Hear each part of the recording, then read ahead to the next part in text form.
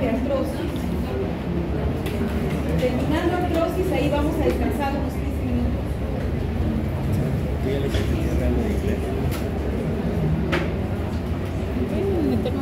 La artrosis es una enfermedad bastante frecuente. Nosotros lo vamos a ver en la parte clínica. Y sobre todo, esta artrosis, ¿por qué es de importancia? Porque las finales van a limitar mucho la función de los pacientes, ¿ya? Hay personas a las que puede postrar la artrosis, dependiendo de la zona anatómica en la que pueda presentar esos síntomas. Por ejemplo, puede hacer que las personas tengan una discapacidad. Entonces, por ejemplo, si es una artrosis de manos que deforma totalmente las manos, pues va a limitar para que la persona pueda realizar sus actividades básicas, incluso de la vida diaria. Una persona que tenga una artrosis de rodilla o de cadera, ustedes han visto, hay personas que tienen que usar bastón, incluso hay personas que tienen que usar usan el andador, ¿no? Entonces, por ello es importante que ustedes sepan. Y sobre todo, acá también el tema, ustedes saben que para la artrosis no hay un tratamiento reversible, ¿no? Entonces, el tema es detectarla tempranamente, dar el tratamiento adecuado y sobre todo educar al paciente para que el paciente tome conciencia y pueda modificar algunos factores de riesgo modificables. La artrosis de rodillas y de cadera está relacionado mucho con qué con sobrepeso y obesidad. Entonces, es un factor modificable, ¿no? Entonces, al inicio sí, pues no se va a tener síntomas, pero posteriormente sí vamos a ver las consecuencias de esta enfermedad. Entonces, la definición de artrosis es un proceso degenerativo que va a ser la consecuencia de trastornos mecánicos y biológicos. Estamos hablando allí de mecánicos. La sobrecarga que pueden soportar nuestras articulaciones, ¿ya? No solamente las rodillas y la cadera, también nuestros tobillos y la columna vertebral, ¿ya? Entonces, que van a desestabilizar el equilibrio entre la síntesis y la degradación del cartílago. ¿Ya? Habrá una degradación del cartílago, la estimulación del crecimiento de huesos subcontrales y la presencia de un cierto grado de una leve celulitis. Entonces, todo actualmente se considera la artrosis que afecta a la articulación como unidad. No solamente es el cartílago, sino también incluye las estructuras ligamentarias, a los músculos que la rodean y la sensibilidad proprioceptiva articular. Entonces, como les vuelvo a repetir, esta enfermedad nosotros lo detectamos cuando tiene muchos síntomas y ya ha producido bastante daño al paciente. ¿Qué factores de riesgo tenemos? Los factores de riesgo, los no modificados. La edad, no lo vamos a modificar. ¿Será? La artrosis se puede presentar a partir de los 40, 45 años, pero a partir de los 50 años es que vamos a ver con más frecuencia. El sexo, se dice que hasta los 50 años el hombre y la mujer tienen las mismas posibilidades de tener una artrosis, incluso con mayor frecuencia el hombre. Pero después de los 50 años, la mujer, por el tema hormonal, entonces ya la mujer tiene más frecuencia, es más propensa de realizar una artrosis. 2 a 3 mujeres, la causa genética no la vamos a poder modificar. Hay genes que están ligados con esto, ¿verdad? La raza también. Hay menor prevalencia en la raza negra y los estimales. Si lo que hablamos de la menopausia. Entonces, allí sí vamos a ver bastante que es algo que no se puede modificar. Los factores de riesgo modificables, lo que hablábamos antes, la obesidad. Pacientes con un índice de masa corporal mayor de 30, por lo general van a tener una artrosis de rodilla, ya es lo que más. ¿Por qué? Porque va a soportar el peso. Incluso van a ver que va a cambiar, va a haber una desalineación a nivel de esta condición. La actividad laboral y la ocupación. Hay personas que trabajan levantando mucho peso también, entonces, y o realiza movimientos de intervención.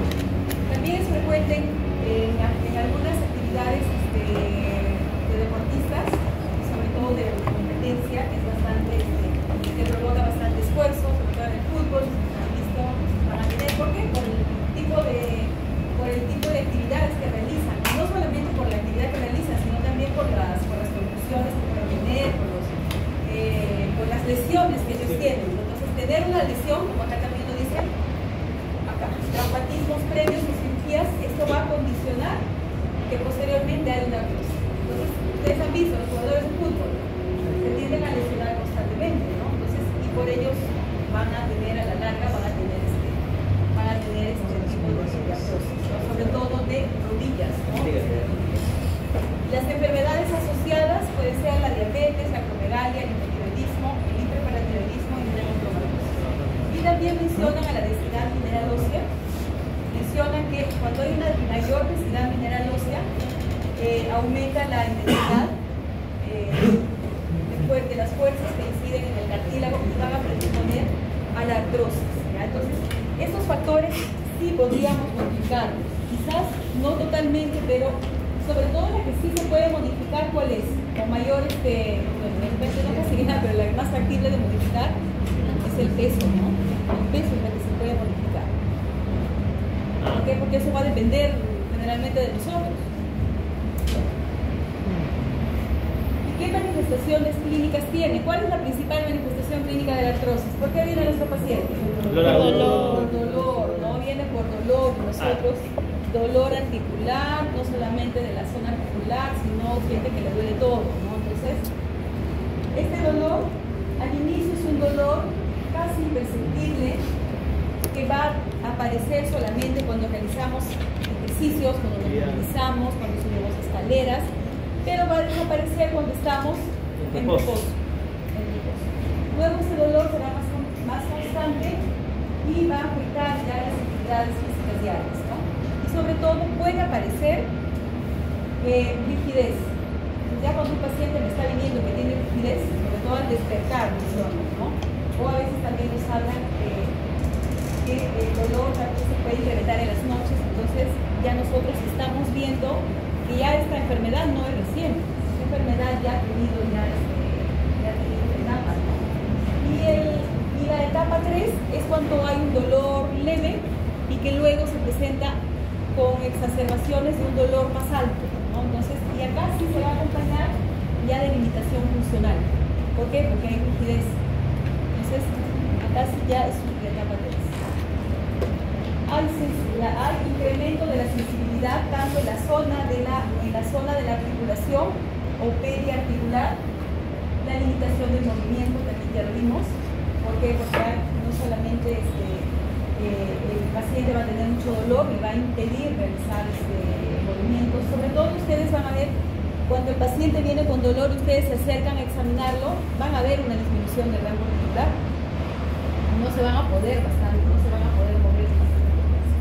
Y también vamos a ver que hay un hinchazón. ¿Eso cuándo aparece? Cuando ya hay compromiso degenerativo, ya cuando ya aparecieron los osteofitos, cuando ya hay deformación de las articulaciones. También lo que hablaba, la deformidad articular, ¿no? Entonces, cuando una paciente viene o un paciente viene con una deformación articular, porque nos está hablando que ya es una artrosis de larga edad. ¿Ya? Nosotros vamos a ver, sobre todo vamos a ver qué deformaciones pueden ustedes observar. ¿Han visto el genubaro? ¿Genubaro han visto? Genubaro también. Entonces ya son deformaciones. ¿No han visto los pacientes que las rodillas los tienen así? Sí. Entonces, incluso porque bajan de talla, ¿no? de estatura. Por eso que en el adulto mayor, el índice de masa corporal, los cortes son diferentes. ¿Por qué? Porque se prevé que hay todas estas alteraciones. Entonces, un paciente puede tener una estatura cuando era joven, pero cuando es adulto mayor ya cambia, ¿no? Y también habrá inestabilidad, ya sobre todo en la rodilla. Va a haber inestabilidad, ¿por qué? Porque también hay una atrofia muscular. Entonces el paciente va a estar para que camine va a necesitar de apoyo, ¿no? De una ayuda. Y también acá las deformidades, ahorita las vamos a ver. ¿Qué otros son estos? Las interfalángicas distales. ¿Qué otros? Nódulos. Son proximales. Proximales.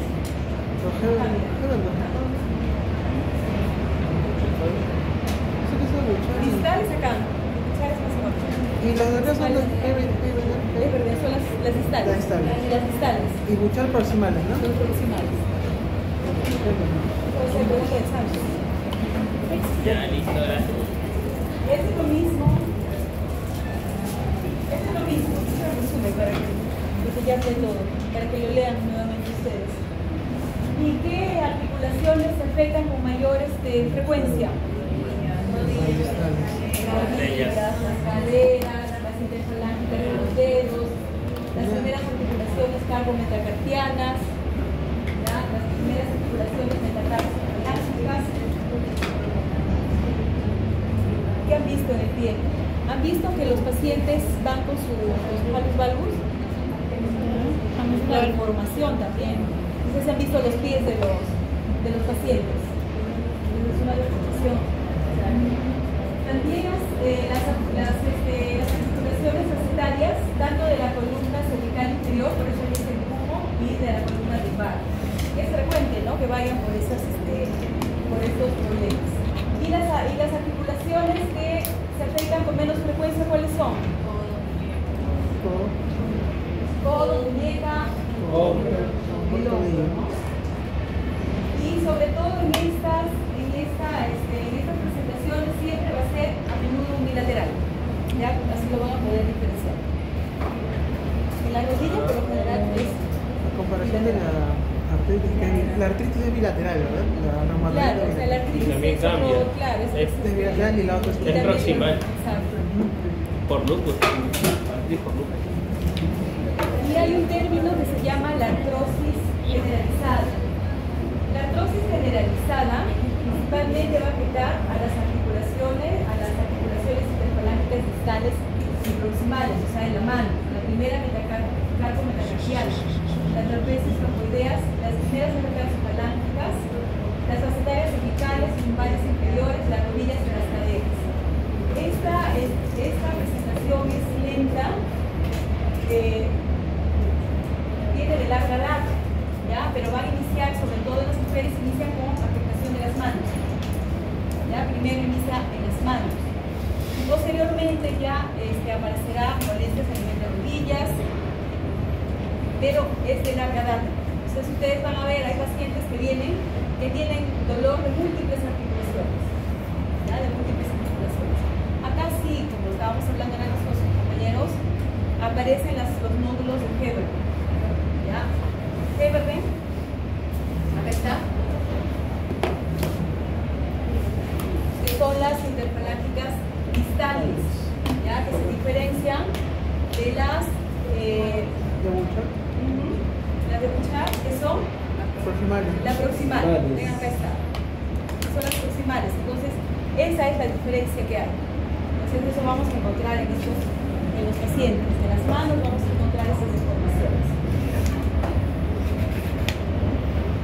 Y para este término hay una condición, como según la guía del Colegio Americano de Reumatología, define a estas artrosis cuando hay aparición primero de las articulaciones de la columna y luego por lo menos de otras dos regiones. Y para la Alianza Europea, para la EULAR, nos dice que primero aparece la mano y luego se puede asociar con el compromiso de otras dos articulaciones. Puede ser la rodilla. Entonces, depende también de la ocupación de la persona, ¿no? Según la anamnesis, ¿no? ¿A qué se ha dedicado? Claro, o sea, estas clasificaciones lo hacen de acuerdo a la frecuencia de la presentación de los casos que ellos observan, ¿no? Entonces, el diagnóstico, ¿cómo será el diagnóstico?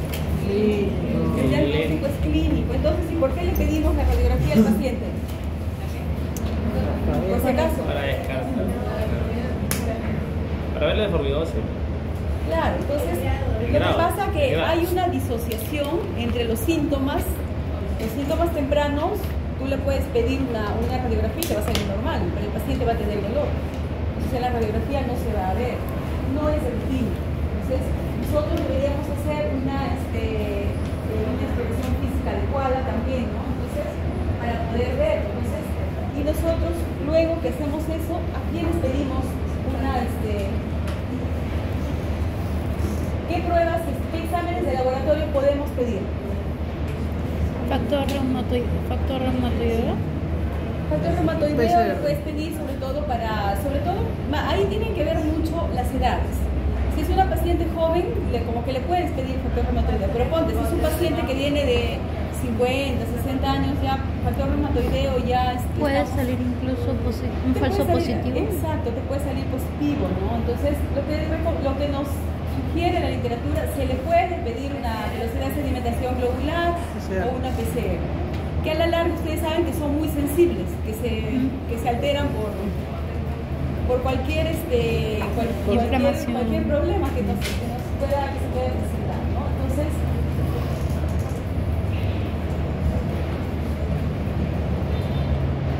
cuando hacemos una radiografía, sobre todo para apoyar un diagnóstico de artrosis, ¿no? Pero no es una prueba de rutina, o sea, no es que si no le hago la radiografía no voy a poderle dar un tratamiento, ya como se ve muchas veces, no hay que hacer su radiografía para darle su tratamiento. Sobre todo es para ver el pronóstico y para ver el grado de afección que tiene, ¿no? Entonces hay una clasificación, la clasificación de Kelvin y Lawrence, ¿ya? En donde nos dice que acá vamos a ver la presencia de los neurofitos y el espacio articular. ¿Ya? El espacio articular y la presencia de los neurofitos. El grado 0 es normal, eso ahí no está la foto. El grado 1, ¿qué nos dice?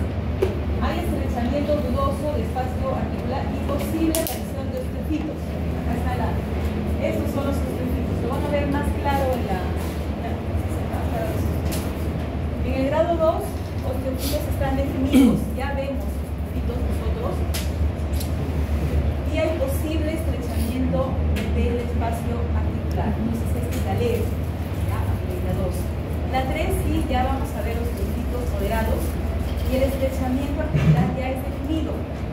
Acá miren, ¿cómo está este espacio? Comparen. Claro, los osteofitos eran los picos de dolor. Claro, estos no, acá mira. Sí, ¿no? Eso y luego, el grado 4, acá sí hay osteofitos grandes, el estrechamiento ya es marcado, hay un estrechamiento marcado, hay una esclerosis grave y deformidad, sobre todo hay deformidad. Acá miren cómo está el espacio. Obviamente que con eso sí el paciente va a venir con bastante dolor. Quizás ahí el tratamiento no solamente sea farmacológico, ya es quirúrgico. Hay tratamientos quirúrgicos porque el paciente va a tener mucho dolor y sobre todo no es funcionante. El paciente va a estar es limitante. De hecho, después de eso hay una sinostosis, o sea, se sueldan con los huesos y se queda claro, ya no es funcional. Ya no es funcional. Entonces ahí sí tiene que haber un plazo de una prótesis. Menciona también que la resonancia magnética se podría pedir, ¿no? Entonces, pero sobre todo en casos ya para definir, ¿no? Porque quizás ya esa paciente va a ser operada, entonces, pero no de rutina, ojo. Yo les estoy trayendo acá información, pero no es para que ustedes vayan de, señora, le mandamos una resonancia magnética. Mañana seguro en el examen van a poner resonancia magnética. Medicina nuclear. Ya, y la ecografía también se puede pedir, ya, acá sobre todo para lesiones de mama y rodillas. Se observan los ojitos.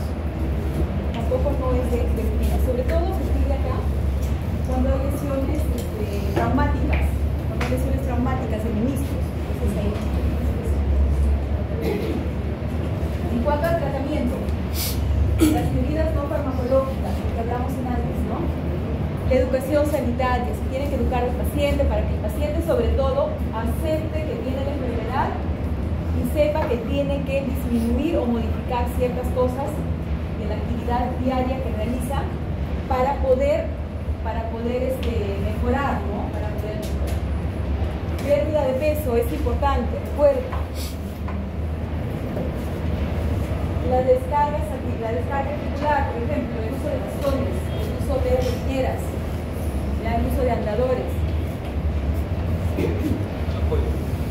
Evitar, acá se recomendará al paciente que no haga caminatas muy largas, solamente máximo 20-30 minutos. El hecho de subir escaleras, subir y bajar escaleras también, entonces limitar ya ciertas cosas, ¿no? Claro. El tipo de calzado, también recuerden. Entonces acá se recomienda que use un calzado cómodo, con taco ancho, con suela de goma. ¿Para qué? Para que tenga más confianza en poder cuando camina, para que no se vaya a caer y empeore la situación, ¿no?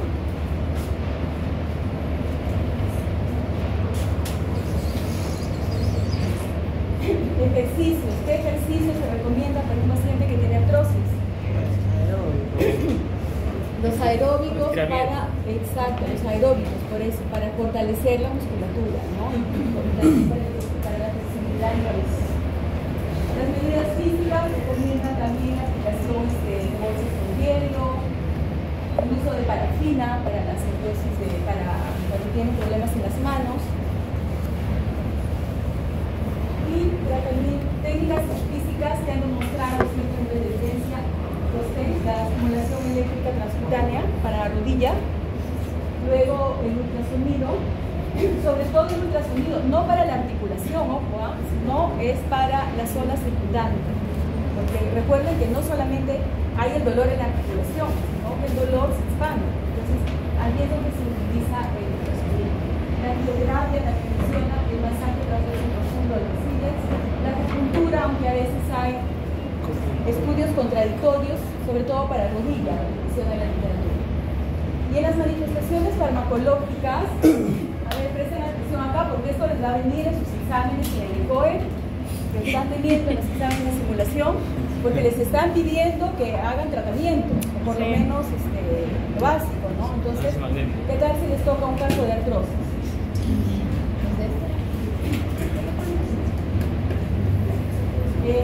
Acá lo que la literatura menciona nos dice que cuando es algo leve, nosotros hay evidencia de que los aires tópicos pueden tener efectos. ¿Qué aires tópicos conocemos?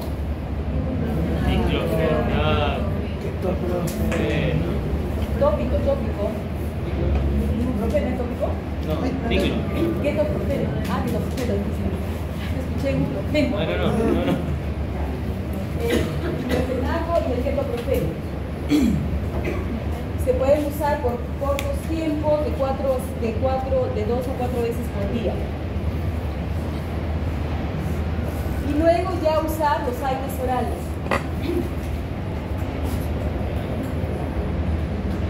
Lo que recomienda la literatura es utilizar las dosis más bajas. Recuerden que los AINES, por lo general, ¿quiénes presentan artrosis?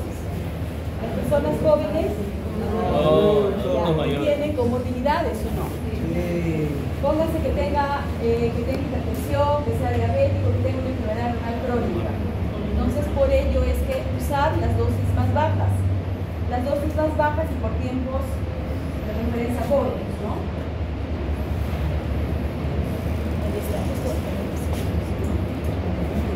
Y lo otro, acá sí se ha traído, es un cuadro que están todos los aires. Los utilizamos con frecuencia nosotros. El diclofenaco, ¿no? ¿Qué más utilizamos? El meloxicam.